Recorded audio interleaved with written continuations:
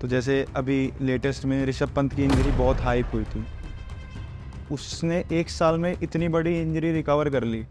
उसका पैर भी काफ़ी मल्टीपल फ्रैक्चर्स थे, फुल बॉडी डैमेज था। स्पोर्ट्स मसाज तो बहुत आई गेस हार्ड होती है करने में, मतलब कि नॉर्मल ह्यूमन जो है जो स्पोर्ट्स नहीं खेलता उसको तो दिक्कत होती होगी। तो हाय गाइस, कैसे हैं आप लोग? स्वागत है आपका हमारे नए पॉडकास्ट में और एक नई टॉपिक के साथ आपका भाई दोबारा वापस आ गया है। My name is Kunal and this is my channel on in with Kunal. और आज हम बात करेंगे काफ़ी सारे इंटरेस्टिंग फैक्ट्स के बारे में कि अगर हम एक खिलाड़ी को खेलता हुआ देख रहे हैं तो उसके पीछे उसकी इंजरीज भी होती हैं और काफ़ी चीज़ें भी होती हैं, लेकिन एक फिजियोलॉजिकल एस्पेक्ट जिसकी हमने बात करी थी हमारी फिटनेस पॉडकास्ट में, उससे रिलेटेड एक और चीज़ होती है जो होती है फिजियोथेरेपी। काफ़ी top of the town term है ये फिजियोथेरेपी। उसके बारे में आज जानेंगे हम एक बहुत ही बढ़िया फिजियोथेरेपिस्ट से जिनसे मैं मिला हूँ और मुझे काफ़ी सारा उनके साथ सीखने को मिला है। तो please welcome our guest mister Jay Yadav and आलोक। कैसे हैं सर आप? जी एकदम बढ़िया सर। थैंक यू सर, आपने हमारा इनविटेशन स्वीकार करा है आने के लिए। तो सर मैं आपसे ये पूछना चाहूँगा स्टार्टिंग से ही कि आपकी लाइफ जर्नी कैसी रही है इसके फिजियोथेरेपी में आने से पहले? +2 करने के बाद ये था कि भाई MBBS करना है। 2 साल PMT की तैयारी करी, बार बार मीडिया सामने तो घर वालों ने बोला कि कुछ डिफरेंट ट्राई करना है। तो चाहता हूँ, बैक पेन था तो एक फिजियोथेरेपिस्ट के पास गए, तो उस टाइम डिप्लोमा होता था, उनके पास गए तो मैंने लगा कि कैरियर बेटर हो सकता है। और मेरे को स्पोर्ट्स में इंटरेस्ट था, तो वहाँ से फिर पता लगा कि BPT नाम की भी कोई चीज़ होती है। तो फिर BPT परस्यू करी 4.5 ईयर सी। एंड स्टार्टिंग से स्पोर्ट्स क्रिकेट खेला है और कबड्डी खेली थी, था कि चलो कुछ करने को मिलेगा। क्रिकेट देखे थे तो पता था कि इंजरी होने के बाद कोई तो आता है ग्राउंड पे, पर ये नहीं पता था कि फिजियोथेरेपिस्ट होता है। तो देखते देखते जब कॉलेज आए, सीखा, तो फिर बोला कि नहीं यार, जो करना है स्पोर्ट्स में ही। कॉलेज से स्टार्ट हुआ आपका है कि मुझे फिजियोथेरेपी में जाना। तो सर अगर आप स्पोर्ट्स खेलते थे तो आपने उसमें क्यों नहीं परस्यू करने की सोची? वो एक लाइक हॉबी था, वो कोई कैरियर चॉइस नहीं रखी थी, क्योंकि उस टाइम ऐसा भी पेरेंट्स का भी थॉट प्रोसेस नहीं होता था, अपना भी नहीं था कि यार खेलने से कुछ ज़िंदगी में बनने वाला है। तब मेरा तो पढ़ोगे तभी कुछ करना है, फिर मेरे को मिलेगा लाइफ में। आलोक भाई आपका? स्पोर्ट्स मसाज थेरेपिस्ट हूँ, तो मेरा भी ऐसी था। स्टार्टिंग में भी स्पोर्ट्स करता था, रेसलिंग करता था, तो उसके बाद सीख के ऐसे ही स्टार्ट करा।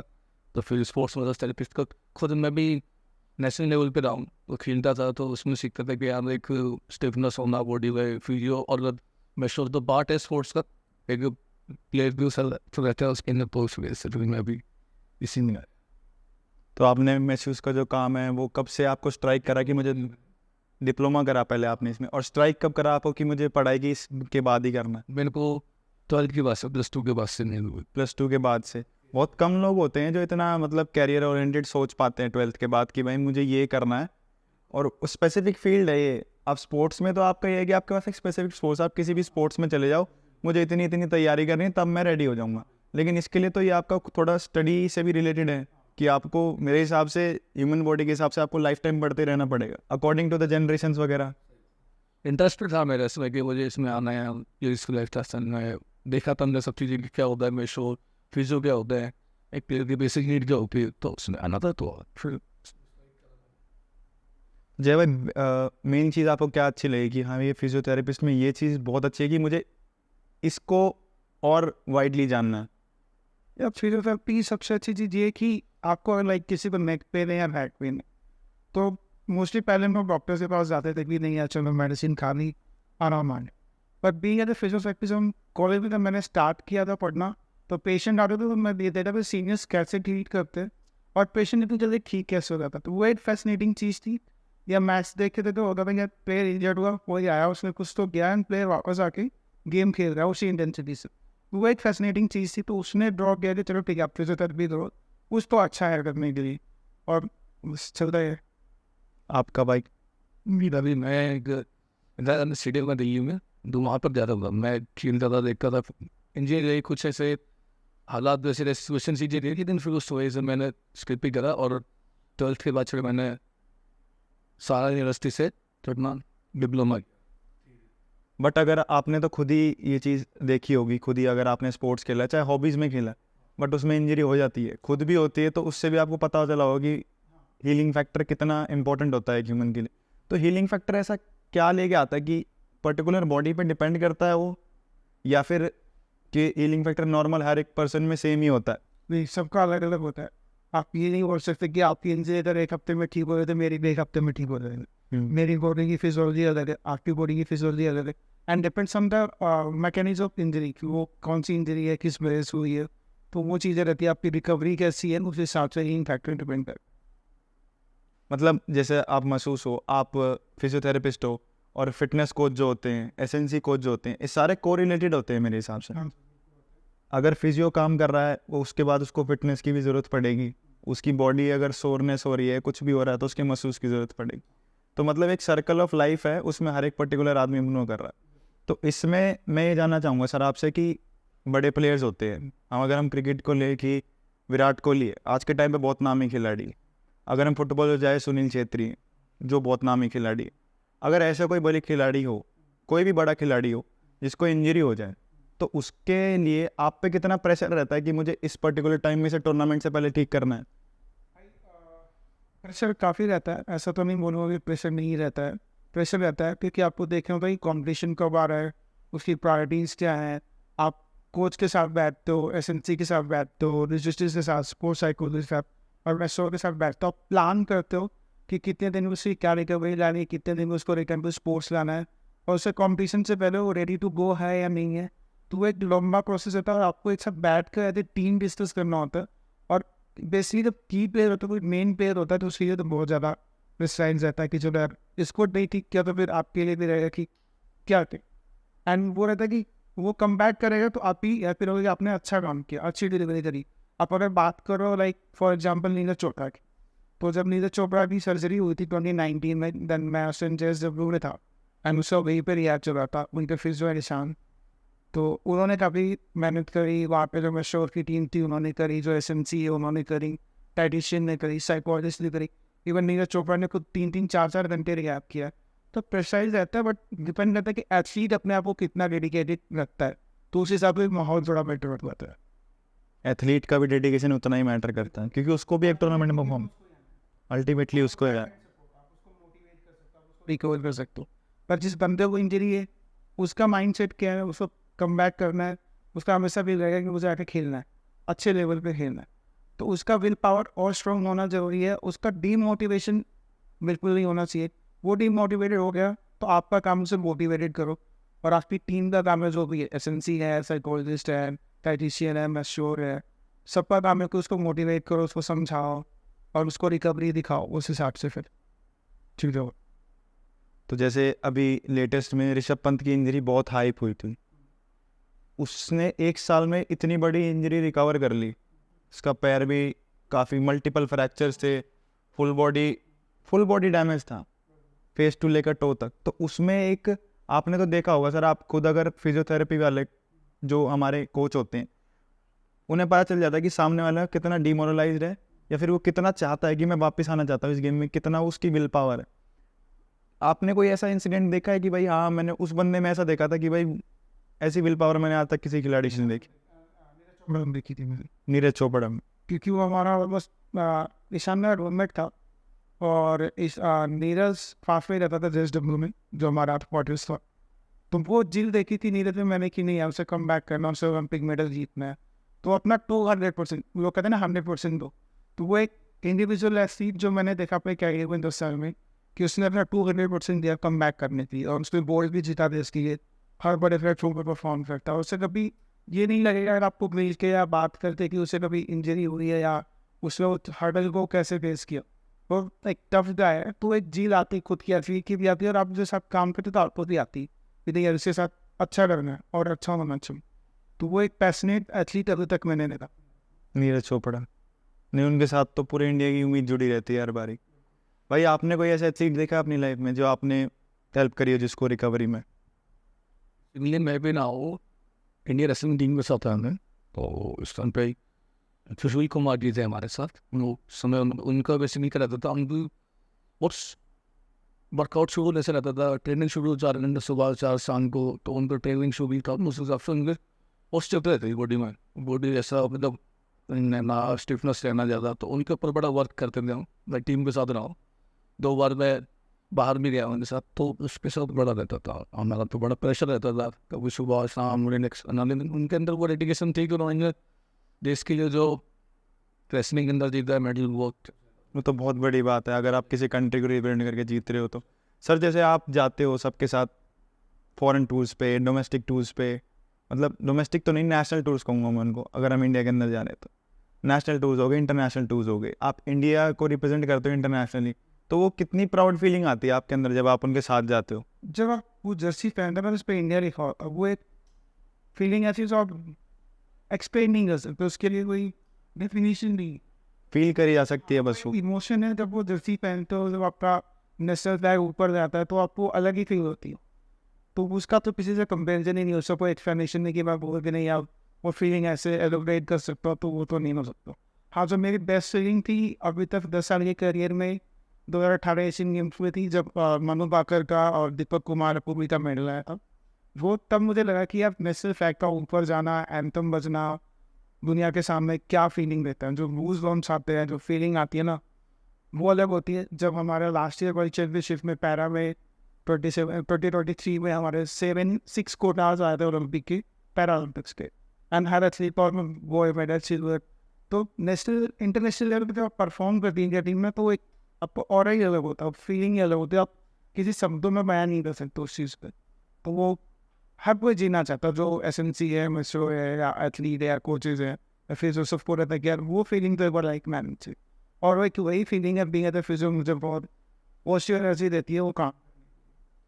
बहुत बढ़िया बात है भाई, मैं भी कभी ना लाइफ में ये फीलिंग लेना चाहता हूँ। वो मुझे बहुत अच्छा लगता है स्पोर्ट्स से जुड़े रहना, मुझे स्पोर्ट्स फील्ड बहुत प्यारी लगती है। हालांकि मैं खेला नहीं कभी इतना, बट स्टिल आई लाइक कि मुझे स्पोर्ट्स, अगर आपका कॉमनवेल्थ है तो मुझे वो देखना है, ओलंपिक है तो मुझे मतलब कोई भी स्पोर्टिंग इवेंट चल रहा है जो हाईलाइटेड है, मुझे वो देखना है किसी भी हालत में। उसके अलावा सर, जैसे आपने आज तक इतने एथलीट्स को रिकवर करने में मदद करी है कि कैसी भी इंजरी हो, उसके अलावा आपने नॉर्मल जो हमारी ऑडियंस होती है, नॉर्मल ऑडियंस की भी आपने हेल्प करी है उसमें? कितने लोग आपको रीच आउट करते हैं डायरेक्टली? क्लीनिंग भी है नोएडा में, सेक्टर 141, तो ऑलमोस्ट लोग भी आते हैं वहाँ पे, कॉर्पोरेट्स वाले आते हैं, आईटी वाले आते हैं, या अदर्स प्रोफेशनल वाले आते हैं, हाउस वाइफ आती हैं, या नॉर्मल ऐसे जो बिगनर लेवल के वो आते हैं, तो सबके हेल्प करें डिफरेंटली, उनकी इंजरीज कैसी। सबसे इनमें आपने क्या फ़र्क देखा है एक स्पोर्ट्स में और एक नॉर्मल आदमी में? जो बेसिकली मेरा मेन क्वेश्चन ये है कि जो कॉर्पोरेट आईटी में काम करते हैं उनकी बहुत इश्यूज आते हैं बैक के, शोल्डर्स के, क्योंकि उनका सेटिंग जॉब है, डेस्क जॉब है, और एथलीट का तो हमें पता, अगर वो प्रैक्टिस करेगा तो इंजरी होनी लाजमी है। तो इनमें आपने क्या फ़र्क देखा कि बीइंग एज एथलीट है, नॉर्मल ह्यूमन बीइंग की बात करूँ तो एथलीट हाईली मोटिवेटेड होता है। इन दो उनको थोड़ा सा रहता है साइकोलॉजिकल एस्पेक्ट कि आप पता नहीं मैं कम बैक करूँगा नहीं करूँगा, एंड कब तक करूँगा, ये क्वेश्चन रहता है। बट वो इजीली टैकल हो जाता है क्योंकि वो इतने स्ट्रॉन्ग होते हैं कि वो समझ जाते हैं चीज़ों। मगर हम किसी कॉर्पोरेट को या किसी हाउस वाइफ को या लेवन को ट्रीट करते हैं तो उनकी साइकोलॉजी थोड़ी टफ रहती है। फिर उनकी साइकोलॉजी एंड सोशोलॉजी के हिसाब से हमें देखना पड़ता है कि उनका समाज कैसा, सोसाइटी कैसी है, उनका माइंडसेट कैसा है, और वो चीज़ों को सोचते हैं कि यार इंजरी होने में सालों लग जाता है, बट उन्हें सोच लगता है कि 10 दिन में ठीक हो जाए, और वो गिव अप टेंडेंसी उनकी ज़्यादा रहती है in comparison to athlete. Athlete की कभी गिव अप टेंडेंसी नहीं रहती उनसे गिव अप करना है, तो ये एक बेटर पॉइंट है। लेकिन कॉर्पोरेट वालों में आपने ज़्यादातर क्या बैक पेन रहता है, नेक पेन रहता है, उनको रहता है मेरा 9 to 1 का जॉब है, लाइक लेट 9 का जॉब है, 8-10 घंटे लैपटॉप पे बैठना, टास्क करना है, या टीम लीडर का जो भी रिस्पेक्ट जो भी उनकी जॉब प्रोफाइल है, तो उनको पैसा ही जाता है, उनको रहता है कि नहीं यार मैं जल्दी रिवर्क कर रहा हूँ, चला दो। तो वो चीज़ों को थोड़ा लेट समझते हैं, और एथलीट को पता है कि गेम है, इंजरी हुई है, टाइम लगेगा, वो समझते हैं, तो इसलिए वो थोड़ा सा अपने आप को काम एंड कंट्रोल रखते हैं। आपका क्या टेक है सर इस बात पे?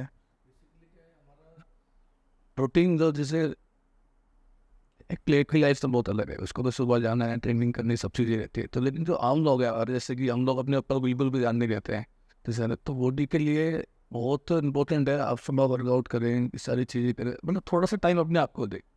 मुझे ये लगता है कि प्लेयर तो ठीक है अपनी लाइफ में वो स्ट्रगल कर ही रहा है, अपने गेम में कर रहा है, किसी चीज़ में कर रहा है, लेकिन फिटनेस बहुत ज़रूरी है। मुझे ऐसा लगता है कहीं ना कहीं हमने, वैसे मेरे साथ भी बहुत सारे क्लाइंट्स रहते हैं, मसाज करना, वो इतना प्रेशर में रहता है, स्टेमिना चाहिए, वो सर बहुत कुछ, लेकिन बट स्पोर्ट्स मसाज तो बहुत आई गेस हार्ड होती है करने में। मतलब कि नॉर्मल ह्यूमन जो है जो स्पोर्ट्स नहीं खेलता उसको तो दिक्कत होती होगी लेने में, हम मसाज करते हो अंशुम से नॉर्मल करते हैं।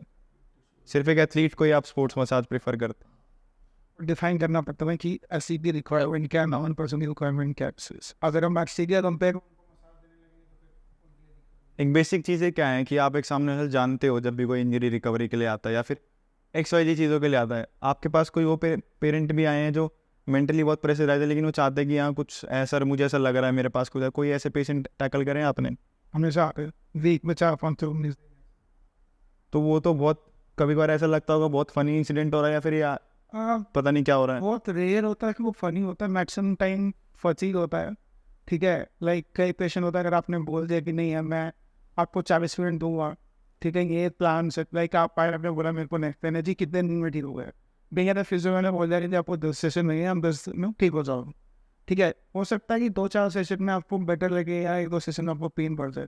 उस टाइम पेशेंट जैसे आपने बोला उससे फंसे रहता है कि नहीं यार आपने बोला था ऐसा होना था, ऐसा हो गया, ऐसा होना है, तो वो चीज़ें चलती रहती हैं, तो वो रहता है। बहुत आपको भी सर मेंटली बहुत फिट रहना होता होगा क्योंकि आप बहुत लोगों को टैकल करते हैं। तो आप तेरे के लिए रहना पड़ता है, कई बार आपको भी गुस्सा आता है। अच्छा सर, स्कूल अर्ली लाइफ कैसी रही है आपकी? बिकॉज आप अगर इस फील्ड में आए हो ना, आप फिजियोथेरेपी में, तो आपको स्टडी का शौक स्टार्टिंग से होना चाहिए मेरे हिसाब से। तो आपकी स्कूल लाइफ कैसी रही है उसमें? स्कूल लाइफ बहुत अच्छी रही है, मतलब हमेशा पे पढ़ा वही था, घर से बाहर नहीं निकलता था, वो पेरेंट्स बोलते था बेटा खेलना हो तो जाता था, वरना आओ घर स्कूल का काम करो पढ़ाई करो खाओ सोता। ये मेरे बेस्ट स्टूडेंट थी एंड फिर मैं बोला नहीं जाओ दोस्त बनाओ खेलेंगे। बहुत ज़रूरी होता है, इससे एक बच्चा बहुत जल्दी ग्रो करता है। अगर आप सोसाइटी नहीं देखोगे तो आप समझ नहीं पाओगे, बच्चा एक जोन में रह जाएगा, वो बड़े होने के बाद उसको चीज़ें बहुत प्रेशराइज करेंगी। क्योंकि फिर आप सोशल सर्कल नहीं क्रिएट कर सकते, आप को एक ना डर रहेगा, आपको कॉन्फिडेंस नहीं आएगा किसी से कम्युनिकेट करने में, आपको चीज़ें हैंडल करने में। तो वो जरूरी है कि आपका एक सर्कल होना चाहिए, फ्रेंड्स होने चाहिए, तो आप घर से बाहर निकले। तो आप दोनों साथ में ही काम करते हो? कब से साथ में काम कर रहे हो आप? 2022 से। That's very good. 2 साल हो गए ऑलमोस्ट आपको साथ काम करते। कैसा एक्सपीरियंस है एक दूसरे के साथ काम करने का? कुछ हेक्टिक आता है बीच में या फिर ऐसा लगता है कि सर भाई यार नहीं हो जाएगा ना यार, प्लीज़ इतना मत बोलो? कभी कभार ऐसा होता है बीच में? नहीं ऐसा तो नहीं होता कि हमें बोलना पड़ेगी नहीं यार बोल जाएगा प्रेशर। हाँ पता है कि क्या हम डिसाइड कर लेते हैं किस प्लेयर को कब मसाज चाहिए, किसको कौन सी इंजरी, किस हिसाब से ट्रीट करना है, टैकल करना है, तो वो चीज़ें। कुछ जैसे आपने बताया पूरी एक टीम साथ में बैठ के पहले मीटिंग करेगी, फिर उसको कंफर्म करेंगे कैसे करना है। फिर हमें कोच को रिपोर्ट देनी होती है कि प्लेयर इतने दिन में खेल लेगा नहीं खेले, और वो एक डिसीजन होता है तो आपको स्ट्रिक्ट होना चाहिए। ऐसा नहीं कि आप बोला नहीं जी कल खेल लेगा और अगले दिन देखो, कुछ मुझे लगता है कि 4 दिन हो तो वो आप एक लेवल पर पहुँचना पाता है। तो being as a therapist, being as a masseur या एसएनसी, आपको रहता है कि आपने जो वर्डिंग दे दी है ना कोच को वो फाइनल होनी चाहिए, क्योंकि आपकी असेसमेंट फाइनल होनी चाहिए। आपको पता होना चाहिए कि आपने क्या असिस्ट किया है, क्या इंजरी है। That is what we call experience. अगर सामने वाले को एक्सपीरियंस है तभी वो बता पाएगा कि इतने दिन में मैं इसको रिकवरी कर दूंगा, या फिर इतना कर दूंगा कि ये इस पर्टिकुलर स्पोर्ट इवेंट के लिए रेडी है, ये कर सकता है आगे जाके। तो मेल एथलीट, आपके मेल एथलीट और फीमेल एथलीट होते हैं, दोनों को टैकल आप जब करते हो आपको कुछ फ़र्क लगता है उनमें? बहुत ज़्यादा तो नहीं बोलूँगा, जैसे मैंने मीटर से एग्जाम्पल दिया वैसे हमारे ताइक्वांडो में 2 प्लेयर हैं, एक मार्गेट मारिया है और एक अनीसा ओसवाल। अनीसा का भी दिस इंडिया का 1 रैंक चल रही है, उसका ACL भी है और मीडियम एनालिसिस भी। आप ये थोड़ा इलेबोरेट कर दो हमारी ऑडियंस के लिए। तो हम जो मार्गेट मारिया उसका एंटर ग्रेड 3 टियर है, उसके बावजूद वो लड़की एशियन गेम्स के लिए रिहैब करके अभी भी नेशनल गेम खेलेंगे और नेशनल गेम में मेडल आया। अभी एशियन चैम्पियनशिप में उसको कुछ तो इंजरी हुई है जिसकी वजह से उसको सर्जरी के लिए जाना पड़ा, शायद कंफर्म नहीं मुझे। और अनीशा का तो पिछले 1 साल से ACL और उसका मैनेजर में उसका रिहैब चल रहा है। 6-1 मेरे साथ करती है, फिर जब ट्रेनिंग कैंप में होते हैं पुलिस में तो वहाँ करती है और बैक टू बैक परफॉर्म कर रही है। तो माइंड सेट मैंने जितना मेल और फीमेल एथलीट का देखा ऑलमोस्ट इक्वल देखा है। ऐसा तो नहीं बोलूँगा कि यहाँ कोई लैक करता है, डिपेंड्स करता है कि एथलीट अपने आप को और अपने गेम को कैसे लेता है, उस हिसाब से होता है वो चीज़ रहती है। बहुत फैक्टर साथ में काम करेंगे तभी जाके एक चीज़ पर्टिकुलर पॉइंट पे पहुंचेगी जहाँ तक आप पहुंचाना चाहते हो। सर मेन गोल क्या रहता है आपके हिसाब से? एक फिजियोथेरेपिस्ट का मेन गोल क्या रहना चाहिए स्टार्टिंग से? फ्रॉम द बिगनिंग फिजियो का एक ही गोल होना चाहिए जो मेरा भी और जो बड़े बड़े ऐसे साथ काम करते हैं उनका भी कि इंजरी मिनिमम से मिनिमम हो। मैं ये तो नहीं बोलूँगा इंजरी नहीं होगी, पर कोशिश यही रहती है कि मिनिमम से मिनिमम या मैक्सिमम वी हैव पे फोकस करते हैं। एंड उसके बाद देखते हैं कि कम से कम मैटर डेली नीडल्स तो रहेंगे। कभी आपको लैक्टिक एसिड की वजह से पेन है, कभी ओवर ट्रेनिंग की वजह से पेन, वो तो डेली चैलेंजेस तो रहेंगे, बट ट्राई यही रहना है कि इंजरी कम से कम। सेम क्वेश्चन आलोक भाई आपसे है। एक पूरा प्लान रहता है और आउट ऑफ लाइफ रहती है जिनके साथ की वजह से किससे जैसे मेरा साथ है कि उनसे मिलना होता है, हम लोग एक प्लान सेट कर लेते हैं तो भाई ऐसे ऐसे जो पूरे वीक का पूरे मंथ का प्लान सेट रहता है मतलब, तो उस हिसाब से हम सब वो करते हैं, ऐसे ही रहता है। ठीक है, तो सेशंस फिजियोथेरेपी में श्योर एसएनसी सारे वीकली प्लान रहता है कि इस दिन आपका ये रहेगा और इस दिन आपका ये रहेगा। जिस तरह मैंने नवीन भाई के साथ काम किया स्विमिंग में, तो हमारा ना मीजर माइक्रो साइकिल होता है जो कोच बताता है कि कौन से सा वीक में वो टेम्पर करने वाला है, कौन से में डाउन करने वाला है, अप करने वाला है। तो उस हिसाब से हम एथलीट की रिकवरी डिस्कस करते हैं कि अब इस पे ये लोग डालना है, ये फिटनेस का रहेगा या ये मसाज का रहेगा, वीक में इतने दिन रहेगा या स्टीवन सोना रहेगा या आइस बात रहेगा, अनबिंग एज फिजियो रहेगा और एसएनसी की आपको रिहैब में क्या देना है। देन अगर किसी को मेजर इंजरी है तो रिहैब में क्या देना है, तो वो चीज़ें रहती हैं। तो जैसे आपने बताया रिहैब और प्रीहैब है, दो वर्डिंग्स हैं, इनमें क्या डिफरेंस है? रिहैब का एक बेसिकली लाइक वैसे मैं डिफरेंट डिफरेंट गेम्स में काम किया, स्विमिंग में काम किया है, बैडमिंटन में काम किया है, कबड्डी में काम किया है या आर्चरी में कर रहा हूँ, शूटिंग में किया है। तो उस गेम के हिसाब से हम देखते हैं कि कौन से एरिया की इंजरी सबसे ज़्यादा होने वाली, तो उस पर्टिकुलर हिसाब से हम प्रीहैब बनाते हैं। लाइक शोल्डर का मैक्सिमम इंजरी शोल्डर्स में होती है तो हम शोल्डर का प्रीहैब बनाते हैं, ठीक है। फिर वो इसलिए होता है ताकि आपको इंजरी मिनिमम, एंड रिहैब का मतलब लाइक किसी को रोटेट ऑफ का टीयर हो गया या नींद में एसी इंजरी हो गई या बैक में कोई इंजरी हो गई, डिसबल हो गया, तो उस हिसाब से आप उसका रिहैब प्लान करते हो एंड तुम डिसाइड करते हो कि एथलीट कितने दिन में कम बैक करेगा। तो ये चीज़ मैं आपसे ये पूछना चाहूँगा सर कि अगर किसी को परस्यू करना है अपना कि मैं एक फिजियोथेरेपिस्ट बनना चाहता हूँ, तो उसका बेसिक स्टार्टिंग गोल क्या होना चाहिए और कहाँ तक वो जा सकता है?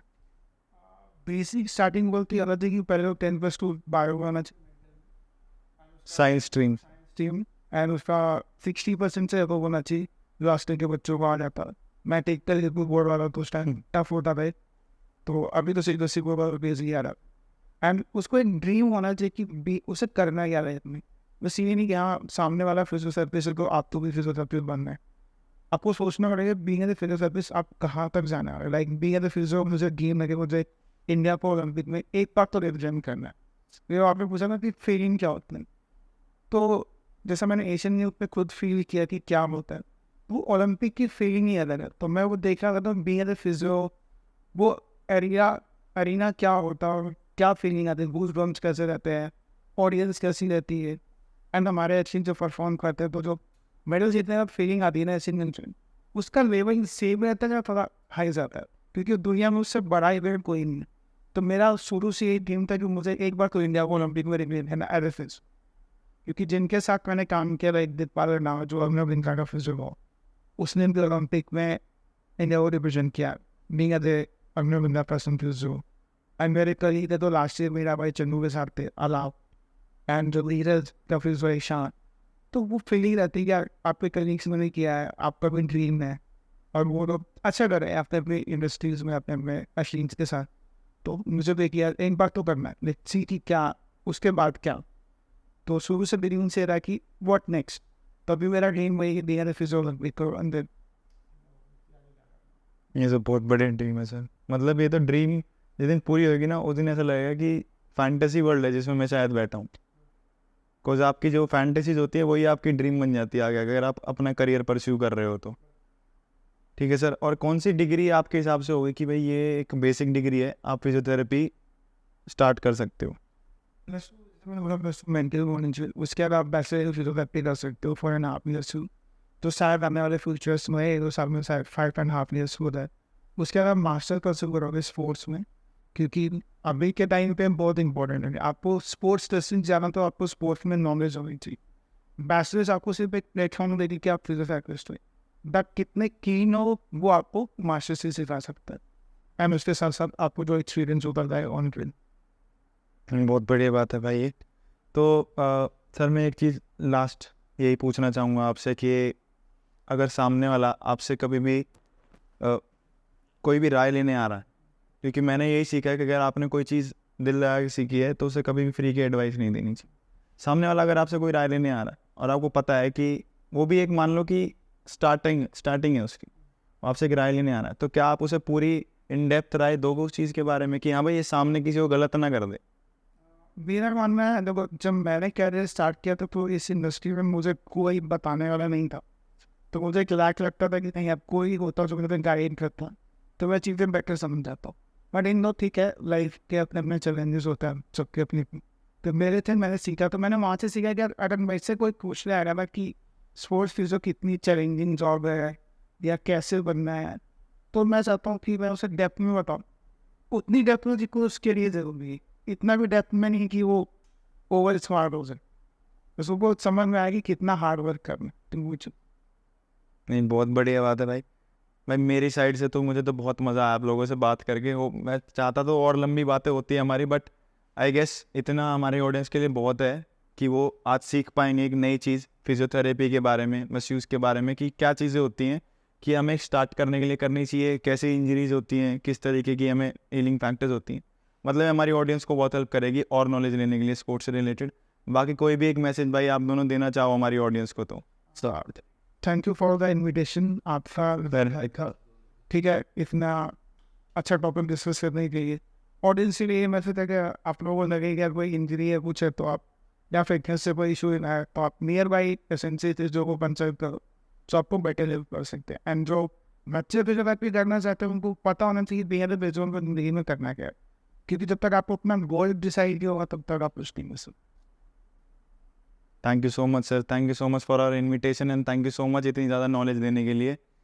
आई होप हम फ्यूचर में दोबारा बैठेंगे अच्छी तरीके से और खुल के बात करेंगे मिलके इन चीज़ों के बारे में, ताकि और हम अपन नॉलेज के बारे में बात कर सकें। Thank you so much sir, thank you for the day and meet you guys in the next episode. Thank you so much.